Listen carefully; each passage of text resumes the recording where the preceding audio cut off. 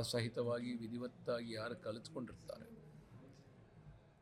ಆ ಮಂತ್ರ ಅಂತ ನೋಡಿದಾಗ ಅದು ನಾವು ಹೇಳತಕ್ಕಂಥ ಮಂತ್ರದಿಂದ ಅದೆಲ್ಲವೂ ಕೂಡ ಒಂದು ಶಬ್ದದ ತರಂಗಾಂತರಗಳು. ಅದೆಲ್ಲವೂ ಕೂಡ ಆ ಶಬ್ದದ ತರಂಗಾಂತರ ಏನು ಕಂಪನವನ್ನು ಉಂಟು ಮಾಡುತ್ತೆ ಆ ಒಂದು ಶಿವಲಿಂಗದ ಮೇಲೆ ಇಲ್ಲ ಯಾವುದೇ ವಿಗ್ರಹದ ಮೇಲೆ ಇರ್ಬೋದು, ಅದರ ಆಧಾರದ ಮೇಲೆ ಅದು ಯಾವ ರೀತಿ ರಿಫ್ಲೆಕ್ಟ್ ಮಾಡುತ್ತೆ, ಬಂದಂಥ ಜನಗಳಿಗೆ ರಿಫ್ಲೆಕ್ಟ್ ವಾಪಸ್ಸು ವರವನ್ನು ಕೊಡುತ್ತೆ. ಅದನ್ನು ನಾವು ವರ ಕೊಟ್ಟಪ್ಪ ಅಲ್ಲಿ ಆ ದೇವಸ್ಥಾನಕ್ಕೆ ಹೋಗಿ ನಮ್ಗೆ ಒಳ್ಳೇದಾಯಿತು ಅಂತ ಹೇಳ್ತೀವಿ.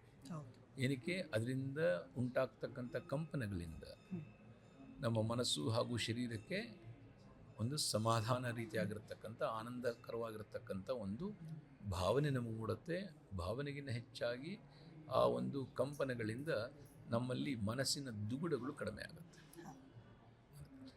ಆದ್ದರಿಂದ ಇಲ್ಲಿ ಪ್ರಧಾನವಾಗಿ ಮಂತ್ರಘೋಷ. ಯಾವ ರೀತಿ ನೀವು ಆರಾಧನೆ ಮಾಡ್ತೀರೋ ಆ ರೀತಿ. ನೀವು ಮಸಾಲೆ ದೋಸೆ ಮಾಡಬೇಕು ಅಂದರೆ ಸರಿಯಾಗಿರತಕ್ಕಂಥ ಅದಕ್ಕೆ ಆ ರುಚಿಗೆ ಹಾಕಿದ್ರೆ ಎಲ್ಲ ರುಚಿಯಾಗಿರುತ್ತೆ, ಚೆನ್ನಾಗಿ ತಿಂತಾರೆ. ಮಸಾಲೆ ದೋಸೆ ಸುಮ್ಮನೆ ಶೇಪಲ್ಲಿ ಏನೋ ಒಂದು ಮಾಡಿದ್ರೆ ಯಾರು ತಿಂತಾರೆ?